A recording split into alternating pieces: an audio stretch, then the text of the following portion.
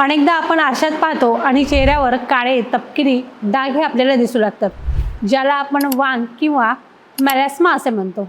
हे डाग घालविण्यासाठी आपण अनेक क्रीम्स वापरतो, पण काहीही फरक पडत नाही। आजच्या या व्हिडिओमध्ये आपण पाहणार आहोत की आयुर्वेद या समस्येकडे कसे पाहते, वांग होण्याची खरी कारणे काय आहेत आणि कोणत्या घरगुती व आयुर्वेदिक उपचाराने तुम्ही तुमचा चेहरा हा पुन्हा उजळू शकता।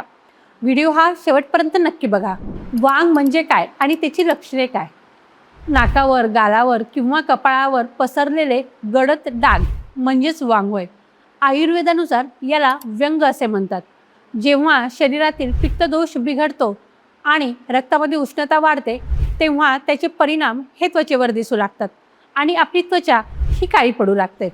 वांग होण्याची मुख्य कारणे विशेषतः हार्मोनल बदल असेल, गर्भधारणेनंतर किंवा गर्भनिरोधक गोळ्यांमुळे सुद्धा वांग हे होऊ शकते। उन्हात फिरणे, सूर्याच्या प्रखर म्हणजेच अतिनील किरणांमुळे मेलॅनिन वाढते। जास्त उष्णतेजवळ बसून काम केल्यामुळे सुद्धा वांग होऊ शकते।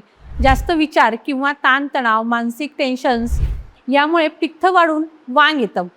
अति कॉस्मेटिक्सचा वापर, केमिकलयुक्त क्रीम्सचा अतिवापर या सगळ्या गोष्टीमुळे वांग होतात। आता आपल्याला घरातल्या घरात या वांगावर काय उपाय करता येणार आहे ते मी तुम्हाला सांगणार आहे। हे उपाय तुम्ही सलग काही दिवस केले तर तुम्हाला नक्कीच फरक जाणवेल। जायफळ आणि दूध घ्यायचं। जायफळ हे दुधात उगाळून त्याचा लेप फक्त त्या डागांवर लावा। जायफळामध्ये त्वचेचा रंग उजळण्यासाठीचे नैसर्गिक गुणधर्म असतात, त्यामुळे वांग हे कमी होण्यास मदत होते। कोरफड आणि हळद। ताज्या कोरफडीच्या जेलमध्ये चिमूटभर शुद्ध हळद मिसळून 10 मिनिटे हळूवार मसाज करा, यामुळे पण वांग कमी होण्यास मदत होते। यानंतर आहे मंजिष्ठा लेप। मंजिष्ठा चूर्ण हे मधात मिसळून लावल्याने रक्तातील अशुद्धी दूर होऊन डाग तर कमी होतातच, यानंतरही सपोज तुमचे डाग जात नसेल तर आयुर्वेदिक औषधी आणि पंचकर्माची मदत तुम्ही ही नक्की घ्या।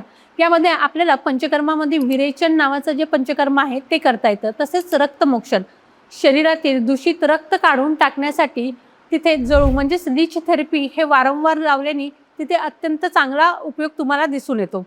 त्यानंतर मुखलेप नावाची जी चिकित्सा आहे ती पण करता येते। विशिष्ट आयुर्वेदिक औषधी वनस्पतींपासून तयार केलेले लेप हे आपण नियमितपणे चेहऱ्यावर लावले तर त्याचाही इफेक्ट खूप छान येतो।